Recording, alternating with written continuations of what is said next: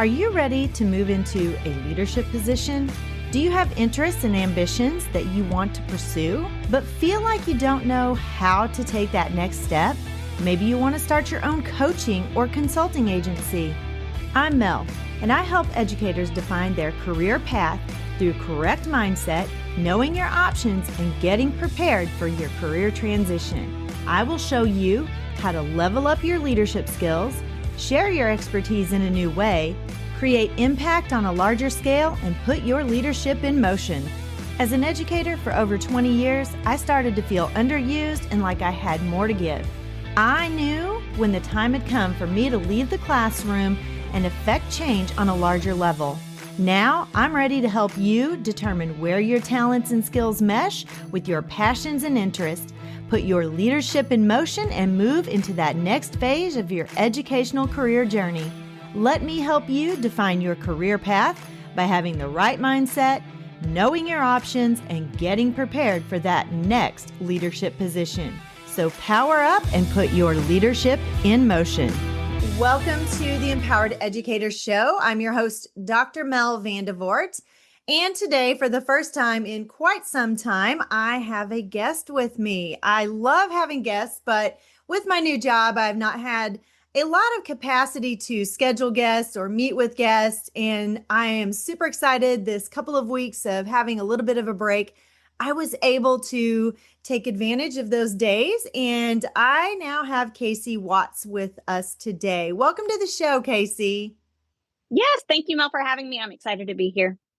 I am super excited to have you here. As you know, I do it all myself most of the time, and I love having guests to kind of help take that load off, give a fresh perspective, and talk about things that I might not have thought about or in a way that I didn't think about. So I love having guests who can help the leaders who are listening to grow in their capacity in their leadership. So I love having guests like you on. I know you're a seasoned speaker. You are an author. I've seen you in a lot of spaces. So tell us a little bit about yourself, Casey.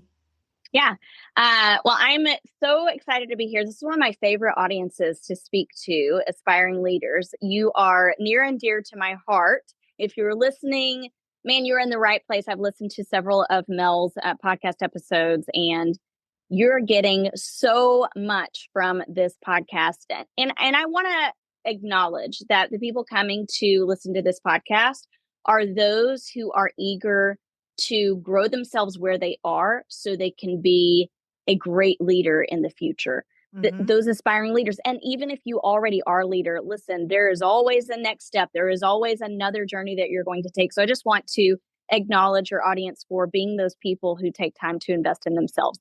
So I am Casey Watts. I am, like Mel said, the author of The Craft of Clarity, and I am obsessed with all things clarity. You know, we hear the phrase clear as kind from Brene Brown. We hear it often, but I don't think we fully understand the depth and breadth of that phrase. And so my role is to take that phrase and we're going to take it to the next level, and we are going to put clarity into action, because I'm a firm believer that clarity doesn't really happen without action. My career has been in education. I have been in education for over 20 years now. And half of that time I spent as a classroom teacher in grades K through 5. And then half of that time was spent in educational leadership. And most of the time that I was in educational leadership, I spent so much time working with teams of teachers or teams of educators. And it was my very favorite thing to do. And I don't think I realized until I got to the point where I started consulting on how to become clarity driven in your school. I don't think I realized how much of my time was spent bridging the gaps among the adults on campuses. And that's what I do now full time. So I did that as an educational leader. And now I'm doing that with people across the nation and helping them to transfer ownership of their campus goals, or transfer ownership of data, or transfer ownership of curriculum to teachers. And it's not until we bridge the gaps among the adults on campuses that we can bridge the gaps in student learning. So that's kind of, in a nutshell, who I am and the work that I do. I love it. And it's so timely. My own principal, he is new in the principal space and he relies a lot on me sometimes. And I push him to transfer because I'm worried he's going to burn out quickly because Yep. he is gung ho. He's excellent. He is an excellent principal, but I'm worried he's going to burn out because he tries to take on all the things himself. And I want Hmm. him to rely more on his teacher leaders in that capacity and to build teacher leaders to help take some of that load off of him and Right. let them shine. They have gifts and talents and skills that he maybe doesn't possess and he has a lot, but they need their moment to shine too, and they have great ideas and they are so good at being leaders, and I want that in my district. So this Yep. is perfect message today. Thank you. Yeah. And I just want to add to that. I mean, this could carry us into another part of the conversation, but I think what really struck a chord in me and was the catalyst for what I do now, because I do work with schools as a consultant, but I also love speaking. And so as I'm speaking at events, my core message is clarity precedes capacity, because so much of my experience has been working with, so as an instructional leader, I really, most of my role or my time was spent coaching principals and coaching teachers. So I was kind of like that in between person. I thought about what is it that the campus principal is wanting to implement on their campus? How can I coach them to lead their campus? And then what are we noticing about what the teachers are saying about that? Well, there were two different narratives at play. One narrative was leaders saying, we've talked about expectations. We've told them about the goals for our campus. We've said we wanted them to implement this with fidelity. Like, they have done all they feel like they can do to help transfer ownership. But then the other narrative was, I'm working with teachers and they are saying the opposite. Like, we have no idea what's going on, or we don't know what our role is, or yeah, they told us they wanted us to do this, but we don't even Mm-hmm. know what that looks like. So there Mm-hmm. were just these two different narratives, but they didn't realize there were two narratives. And that Right. created a little bit of resistance and toxicity. And like you said, it led to the leaders beginning to burn out because they're trying and they're trying and they're trying. And it's just the same problems again and again. Well, when you can't get out of that rut, it can make things really challenging for you. It can make you feel defeated, and that defeat's going to lead to burnout because you're just doing all that you can but getting nowhere fast. So that is what really was the catalyst, like I said, for going on this journey of trying to bridge that gap Mm-hmm. between those Mm-hmm. two different audiences. Yeah, absolutely. And I've seen that, I've seen where, and I've done it myself. I think I've clearly communicated something and I have not. And Yep. so now my new favorite word, and probably the least favorite word of all the people in my district, is protocols. Where's the protocol? I need to see it written down, because if you didn't write it down, then it either wasn't said or it wasn't said well, and we're going to forget what was said and we're going to forget what we've done. So, and it just clears up confusion if you have it Yep. written down. So, perfect. So, let's go ahead and just jump right into it. So, you have like three directions with your clarity precedes capacity, and let's just dive into it and start talking about that. Yeah. So when I am working with, it could be leaders or it could be campuses, I work with them in three different ways. So one of the ways that I work with leaders, specifically, it could be aspiring leaders or current leaders. And I want you to think more like leadership retreat, or before you start the school year, or you've gotten halfway through the school year and your leaders meet to grow themselves. I work with them on emotional clarity. And there's a little bit of goal clarity tied into that too, but we're really thinking about emotional clarity. And what I implement with them is something called the Reflective Leaders Institute. So we are focused on emotional clarity, we're focused on goal clarity, we're focused on social clarity. So you're really gaining a lot of self awareness and social awareness, so that we're really starting with ourselves so that we can lead others well. So that is a lot of the emotional goal clarity. But then I also work with directional clarity. So the directional clarity is tied into how we actually transfer ownership of campus goals, implementation of initiatives or curriculum, things like implementation of like what we use the data for, how we use the data that we've collected. How do we transfer ownership? I have actually right now, next week, I think, and it'll probably be about the same time that this podcast is airing. But there's a live webinar that I'm doing, and it is titled Three Strategies for Transferring Ownership in Data Meetings. Because how often do we have teachers come to data meetings and it's really hard for them to take ownership of the data because they take it personally? Well, we want to transfer ownership so that when we leave the data meeting, people feel confident in how the data meeting went, but there's also that ownership after the data meeting. And it wasn't, all of these things were said and done in the data meeting, but then there's no follow through afterwards. So what I typically do when we're thinking about directional clarity, I take instructional leadership teams through the clarity cycle framework. This framework was developed kind of like you said, out of my pure frustration of how are we going to not only transfer ownership of these campus goals or this instructional focus, but then sustain the shift? How are we going to sustain ownership? And so through that, I developed the Clarity Cycle framework, and it is 6 steps, but I really like to think of them as habits. So they're habits that the instructional leadership team is building. They're doing this work together so that it's not landing solely on the campus principal or campus administration. Instead, it is a group team effort, and they're building the habits of defining the destination. They are then thinking about how do we transfer ownership by casting vision and scripting critical moves?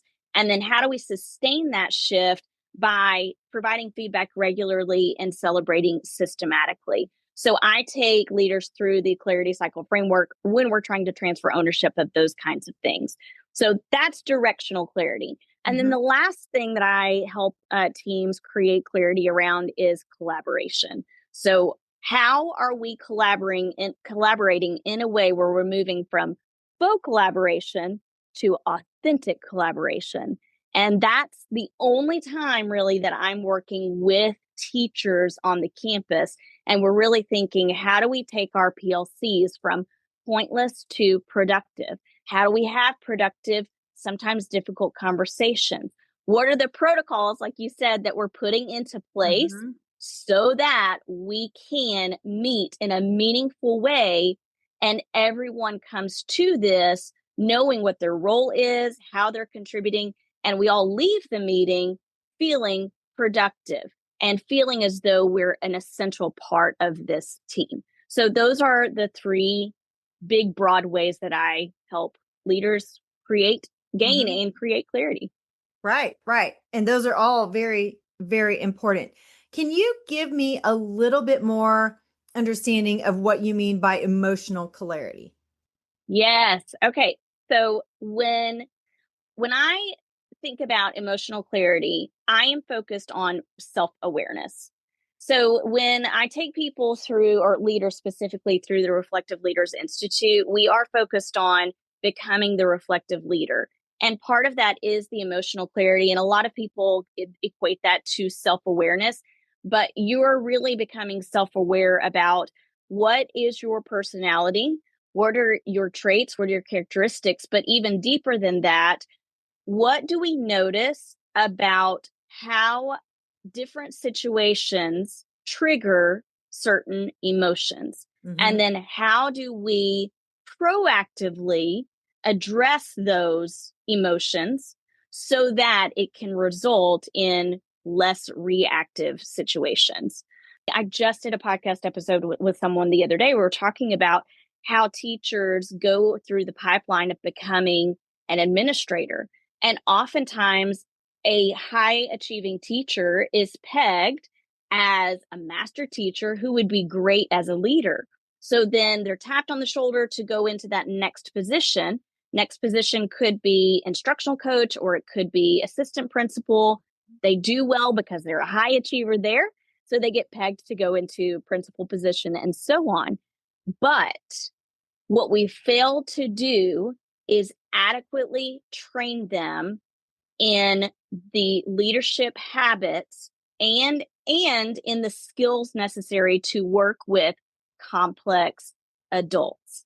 And Mm-hmm. adults are so different. I mean, there are so many similarities to the students Yep. that we work with, but we're working with a totally different group of people. People who are set in their ways, people who probably Mm-hmm. also have not ever gone through a lot of self-awareness training.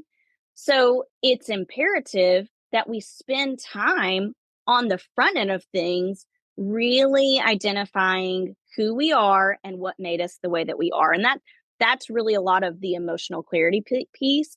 We focus on emotional clarity before we can work on social clarity, because that's all about, okay, we know ourselves well.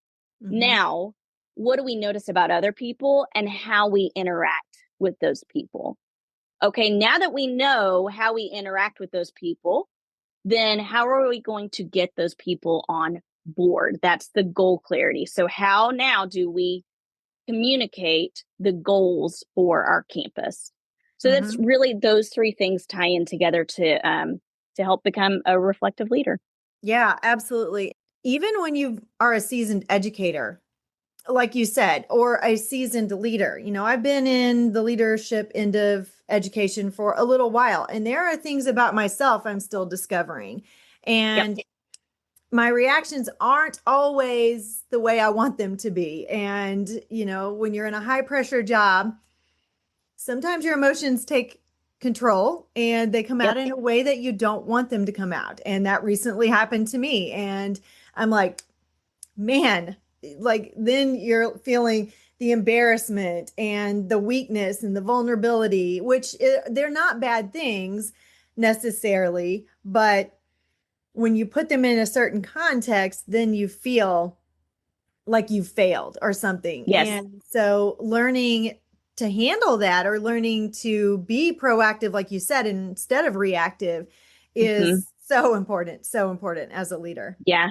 It's so interesting that everything that I teach other people or everything that I train on comes from an experience or multiple experiences that I had in my own Mm-hmm. career. Mm-hmm. And so when I started the Leadership Institute, the Reflective Leaders Institute, I tell a story about the time that this happened to me when I was pegged as a high achieving teacher who could thrive in a leadership position. The problem is that the person who pegged me, the principal of this small school that I was a part of, I had been in this school for 2 years as a classroom teacher. And at the ripe age of 27, she tapped me on the shoulder and said, "We want you to move into the assistant principal position." And because it was such a small school, in rural schools, we're often wearing, in all schools, but Mm-hmm. definitely rural schools, you're Rural, wearing lots of different absolutely. hats. Mm-hmm. And so I was not only functioning as assistant principal, but it was also like academic coordinator. So there was a lot of curriculum wrapped up in that.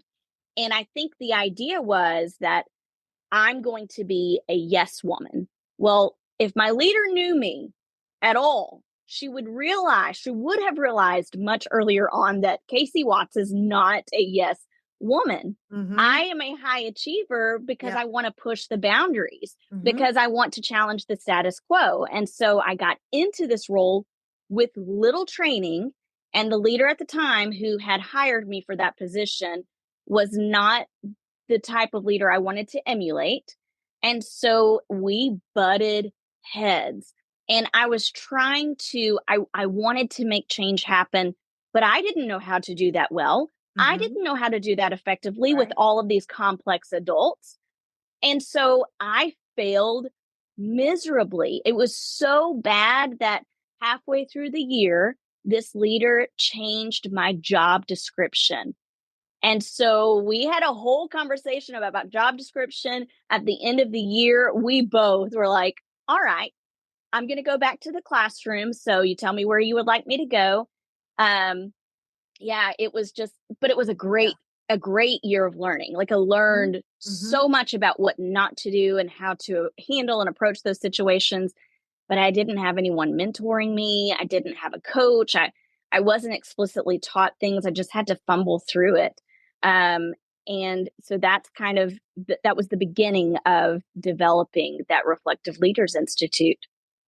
Yeah, absolutely. And I'm right there with you. And I am that person who is eager to learn.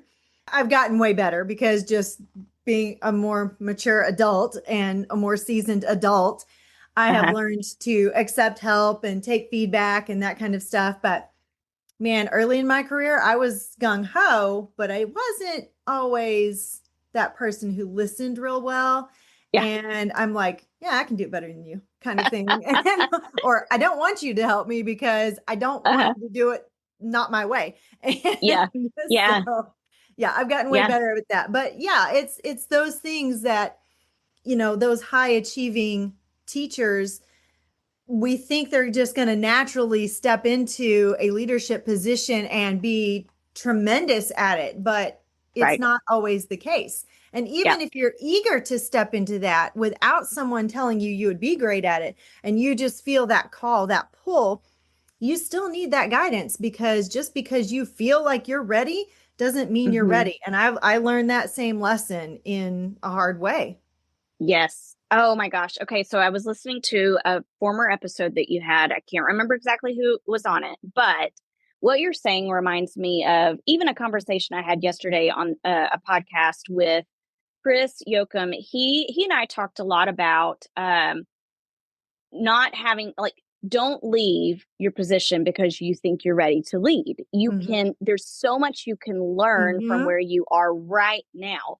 And that is one thing I wanted to be sure to mention in this episode is when you think I'm ready to take that next step, that's great. And you may very well be ready, but that doesn't discount the experiences and opportunities you have right now where you Mm-hmm. are. In Mm-hmm. fact, those opportunities and experiences matter even more Mm-hmm. right now than if you jump into that leadership role without them. And so, what I would charge the listeners to do is really think about where you are right now and what are the opportunities you can intentionally take to grow yourself. So, here's a great example. And I use this, I'm going to give two examples actually. So one of the examples is for myself as a someone who has ventured into the world of consulting and speaking and writing. But I had to decide early on in this new career that I'm in to make the most of all of the experiences that I have. Mm-hmm. So it's Yep. really a mindset shift that you have to take on. So if I'm going to a conference and I'm thinking about what the outcome is for the conference, so it may be I want to be sure that I'm networking well. I want to try to I want to practice my speaking skills, whatever it might be. Mm-hmm. When you go into that, you make that opportunity what it is. You make it what it is. So I'm going to go into it and say, okay, in this conference, I'm going to look for opportunities to challenge and grow myself. And here's what I want to learn from this. Here's what I Mm-hmm. want to take away. I want to learn what it feels like and looks like to network well. I want to learn what it looks like to look for opportunities, notice them, and then seize them. And then you're going to do the same thing on your campus. If you're wanting to move into that next leadership role, Mm-hmm. go into those meetings that you have on a daily basis and think to yourself, what do I want to pay close attention to so that when I get into this situation as a leader in the future, I will have a better understanding of those skills necessary to do this well. And Mm-hmm. that could be any meeting you go to. Yeah, absolutely. And what you fail at, or in your mind, perceived failures, teach you just as much as what you didn't fail at. So, or Yes. probably more. So you learn what not to do or how to handle something differently. And so, yes, I've spoken to that a lot of times on the podcast, that your failures aren't failures, they're just learning opportunities. So, Right. Right. Absolutely. yeah. Yep. So let's talk about the collaboration part. Sometimes that's really hard for new leaders, the collaboration part, because they do, there's this fine line, and I've seen this recently, of How much do I give to my teachers so they don't become overwhelmed? How much do I keep for myself?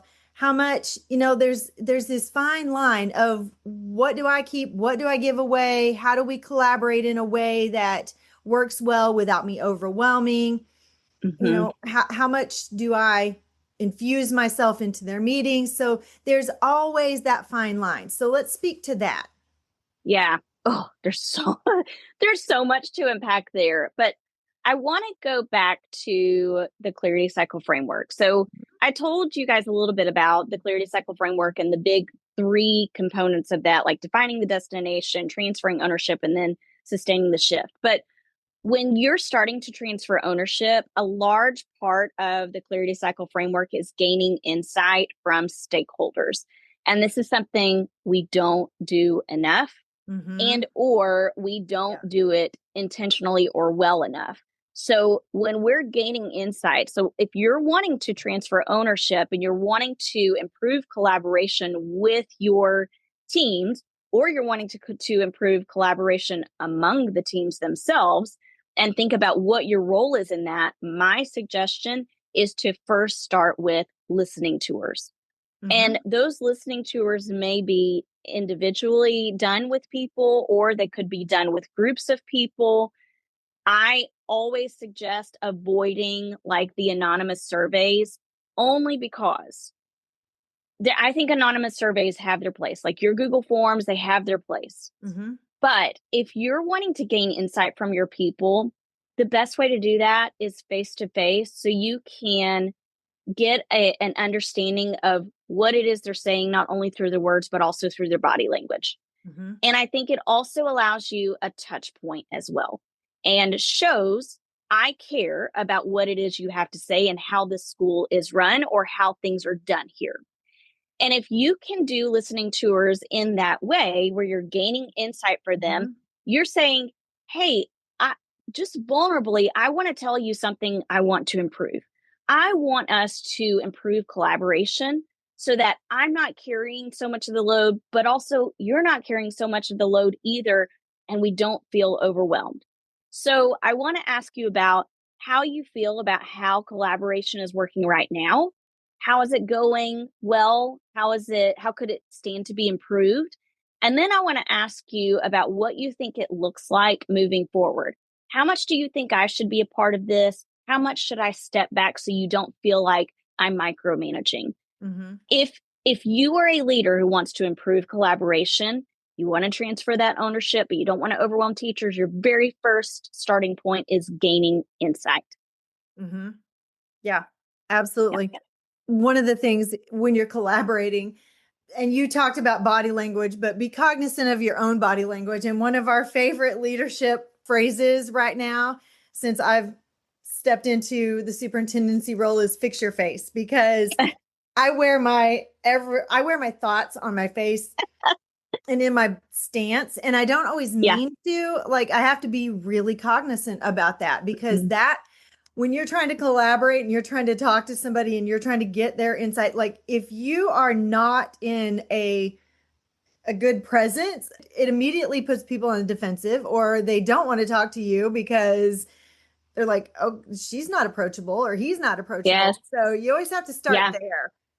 Absolutely. Yeah, I talk about that in the book too, just really thinking about even where you place yourself. So when I train people through the clarity cycle framework, we do a listening tour mock setting. And so Mm-hmm. I will be the leader, and the people who are going through the training, they participate as teachers in a listening tour. And we talk all about like your placement in the room matters. Mm-hmm. You should not be behind a desk where you are separating yourself from the people that you're trying to gain insight from, because immediately what's happening is, and you're not consciously doing it, but it just happens, you are creating a boundary. You're setting the precedent that there is a boundary. I am the authority, and you are here to take on the expectations that I'm setting.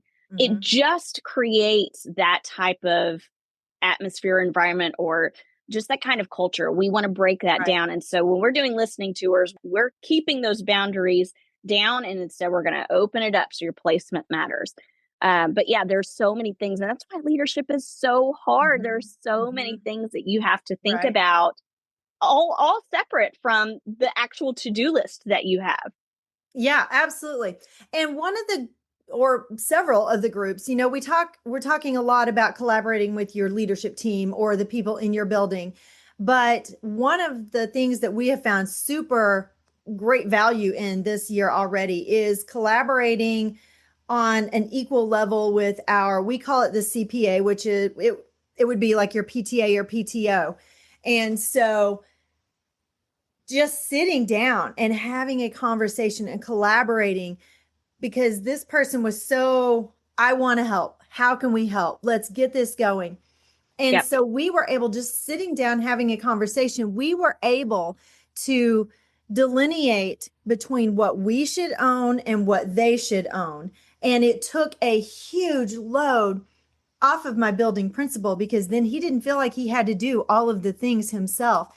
And then parents are willing to help. And you forget that parents are an extension of your building. They're part of your building. They may not be in your building every single day in the capacity of as your teachers or your students or other faculty and staff, but they are part of the culture. And so you want to have a great collaboration or a great communication and conversation with them to keep everybody in the know and gain their insight. They're invaluable insights. Yep. Absolutely. Yeah. Every stakeholder matters. And that goes from your campus leader to your teacher, to your student, to your parents, to your janitorial staff. Like every stakeholder has a stake in it. Yes, exactly. Yeah. Exactly right. Yeah. We are running out of time. This has been a great conversation. So give us a last, I call them power surge or power statement for our new or aspiring leaders. Yeah. I'm going to end with the phrase clarity precedes capacity. If we have done nothing in this podcast but give you a little bit of clarity, I will consider it a win. Yes. And I want to leave you listeners thinking about the role that clarity plays, not only in your personal life, but also in your professional life. So the two go hand in hand. In order to gain clarity and in order to create clarity for the people that you lead, you have to put clarity into action. It is not going to happen of its own accord. So don't sit around and wait for clarity. You've got to gain it by putting things into action. Create a protocol. Yeah, that's right. The first place to put it in action and then work from there. Exactly. Yeah. Casey, this has been a great conversation. Tell my audience how they can connect with you. Yes, you can go to catchingupwithcasey.com. That's where you're going to find me. In fact, you're going to find me on social media platforms at Catch Up with Casey. Just imagine we are catching up over a cup of coffee. That's what my podcast is titled as well, The Catching Up with Casey Show. And I will work with you to bring clarity to the seemingly small things in leadership that make the biggest impact. Wonderful. And my audience knows that I'll have all of your links in the show notes, so they won't have any trouble finding you. Awesome. And you can grab Casey's book, The Craft of Clarity. And I will have that link as well. So thank you so much for joining us today, Casey. This has been a great conversation. Absolutely. Thank you for having me, Mel. You're welcome. And for the rest of you, thank you for joining us today. And we will see you back here next time. Bye-bye.